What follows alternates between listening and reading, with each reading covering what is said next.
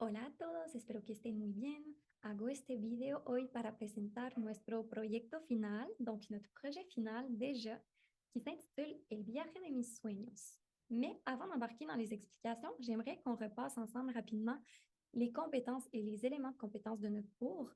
Donc, qu'est-ce qu'on va développer à travers ce projet-là? Évidemment, à la fin de notre session ensemble, on veut être en mesure de communiquer dans une troisième langue, l'espagnol, selon le niveau qu'on aurait étudié ensemble, c'est-à-dire le niveau 1. Qu'est-ce que ça implique être capable de communiquer dans une troisième langue? Bon, premièrement, je vous rappelle, on doit être en mesure de dégager le sens d'un message oral, de dégager le sens d'un texte, d'exprimer oralement un message et finalement de rédiger un texte. Comment on va inclure tous ces éléments-là dans un même travail? C'est ce qu'on va voir ensemble maintenant. Alors, el viaje de mis sueños. On va se mettre en contexte. Al fin del semestre, ya que habrás aprendido mucho sobre la lengua española y el mundo hispánico, estarás listo para una gran aventura. Tienes toda la libertad para planificar el viaje de tus sueños a un país hispanohablante. Pero para estar bien preparado a vivir esta experiencia, tendrás que realizar una gran fase de planificación. Puesto que organizar una aventura de tal envergadura implica analizar y manejar una gran cantidad de información, vas a realizar un portafolio de viaje en el que organizarás los contenidos de las diferentes etapas de tu planificación. Finalmente, ya que nos interesa descubrir muchos países, realizarás una exposición oral para presentar tu proyecto de viaje a tus compañeros. Donc, en résumé, qu'est-ce que vous devez faire? Votre mandat pour ce projet, c'est de produire un portfolio de planification de voyage et en communiquer l'essentiel à vos collègues lors d'une présentation orale. On va décortiquer tout ça ensemble. Es un trabajo que vamos a hacer en dos partes. La primera parte es la creación de un portafolio. ¿Qué debe contener este portafolio? Pues los siguientes elementos. Logiquement, l'information générale sur votre voyage. Entonces, el país escogido, el tipo de viaje que quieres hacer. Donc, est-ce que vous voulez faire un voyage d'aventure, un voyage plutôt basé sur la nature, sur la gastronomie? C'est votre aventure, vous la planifiez comme vous voulez. Luego quiero saber el tipo de alojamiento en el que te quedarás. Est-ce que tu vas rester dans des hôtels, dans des auberges de jeunesse? Est-ce que tu vas faire du camping? Encore une fois, c'est ton aventure libre à toi.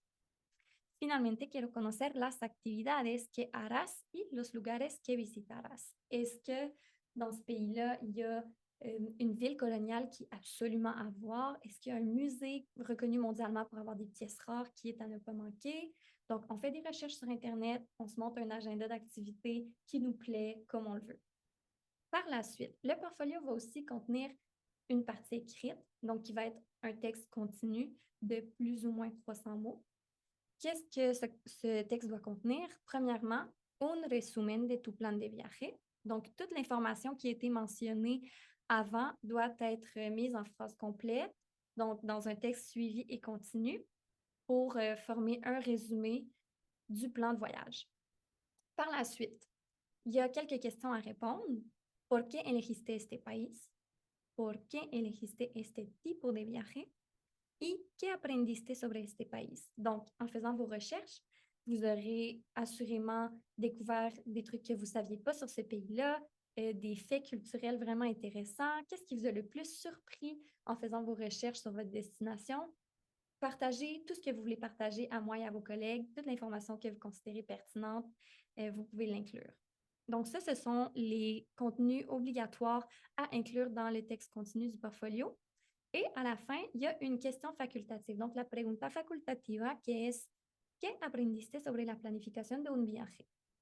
Puedes contestar en una sola frase, en un párrafo completo. C'est vraiment libre à vous. C'est une question facultative que vous pouvez inclure si vous le désirez. La segunda parte del proyecto es la exposición oral. Donc, esta presentación debe contener los siguientes elementos. Lógicamente, el país escogido, un breve resumen de las actividades que vas a hacer y de los lugares que vas a visitar. Y finalmente, los hechos culturales más interesantes sobre tu país, lo que quieres compartir con tus compañeros y conmigo. Donc, on ne va pas présenter le portfolio au complet, ce qui serait trop long. On va se contenter des éléments suivants pour la présentation orale. Et je rappelle ici d'utiliser un support visuel, d'inclure des images de la nourriture que vous souhaitez goûter, des endroits que vous allez visiter, des paysages. Ça va rendre ça beaucoup plus intéressant. Bueno, ahora vamos a ver todo lo que tienen que saber sobre las modalidades de este proyecto. La première partie, el portafolio, il vaut 30%. Il est à remettre à la semaine 14 avant le début du cours. Il doit contenir une page titre selon le modèle qu'on utilise depuis le début de la session. Il faut qu'il inclue tous les contenus qui sont mentionnés à la diapositive 5. Une fois que tous ces contenus-là sont présents et bien développés, bien indiqués, la mise en page, je vous laisse être créatif. Vous pouvez mettre des images, vous pouvez mettre des couleurs. C'est un portfolio vraiment personnalisé que vous me remettez. Donc, amusez-vous avec la disposition tant que toute l'information est présente et claire. Finalement, il doit contenir une bibliographie selon le style MLA qu'on utilise aussi depuis le début de la session.